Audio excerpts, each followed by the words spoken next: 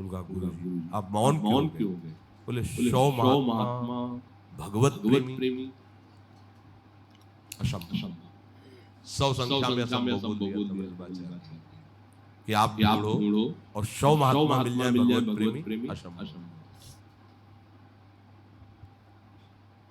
जमातों में उपदेशकों में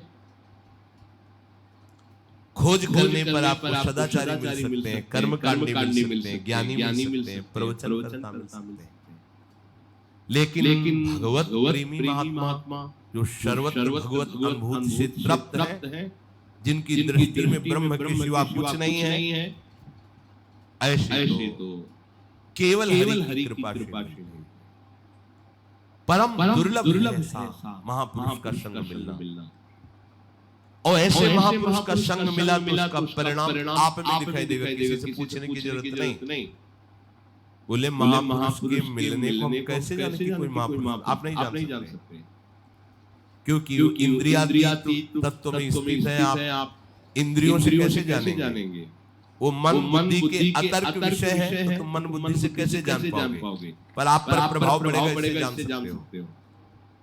जिनके संग से संसार फीका लगने लगे, भूले ग्रह व्यवहार, जिनके संग से तुम्हारे हृदय में वैराग्य बढ़ने लगे, विषय त्याग का उत्साह आने लगे, भगवान नाम जप करने की रुचि होने लगे, और इसी जन्म में भगवत प्राप्ति करूंगा ऐसा निश्चय होने लगे, जान लेना मुझे महात्मा का साक्षात्कार हो गया। मुझे महात्मा का संग, यही महात्मा के संग का फल है।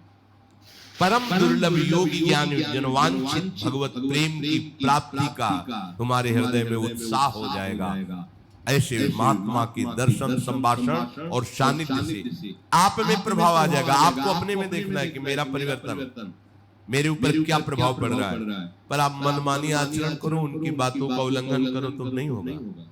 चाहे जितने बड़े महापुरुष के समीप रहो, यदि उनकी आज्ञा को उल्लंघन करोगे तो कोई प्रभाव नहीं पड़ेगा। ये भी बात ध्यान रखो।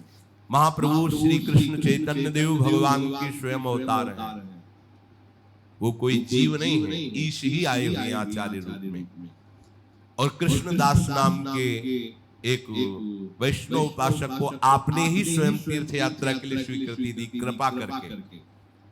और रास्ते में जब महाप्रभु यात्रा कर रहे थे तो एक परिकर मिला भेषधारियों का, जो वाम मार्गी थे, वाम मार्गी वेद के विरुद्ध आचरण करते थे।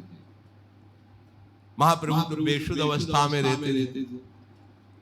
उनके प्रलोभन से कृष्णदास जी उनके पास चले गए। वो लोग वाम मार्गी जिसे शास्त्र निषेध करता है, आप ये न करो, ये न करो, वो सब करते थे। व्यभिचार आदि, मद्यपान आदि, ये सब करते थे वाम मार्गी।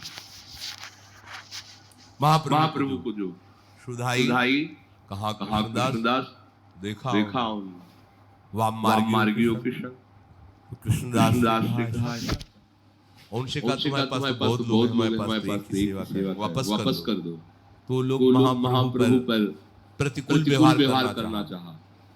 भगवती तेज से कृष्णदास की रक्षा की निकाला।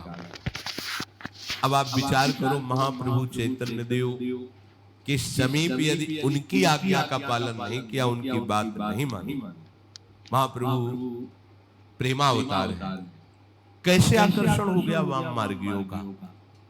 अगर आप महापुरुष के पास रहते हो, उनकी अधीनता स्वीकार नहीं करते हो, थोड़ी भी मनमानी करते हो, तो प्रभाव नहीं पड़ेगा। दूर से कोई महाप्रभु का चिंतन कर ले तो भजन में वृद्धि हो जाए। फिर महाप्रभु के समीप रह रहे हो, महाप्रभु की बात सुन रहे हो, उनकी स्थिति देख रहे हो, फिर भी तुम्हें वाम मार्गी अच्छे लगे, कहीं न कहीं मनमुखी चाल अंदर होती है। तभी उपासक महापुरुषों का परम लाभ नहीं ले पाता। इसीलिए देवर्षि नारद जी कहते हैं, महत्संगस्तु दुर्लभ हो।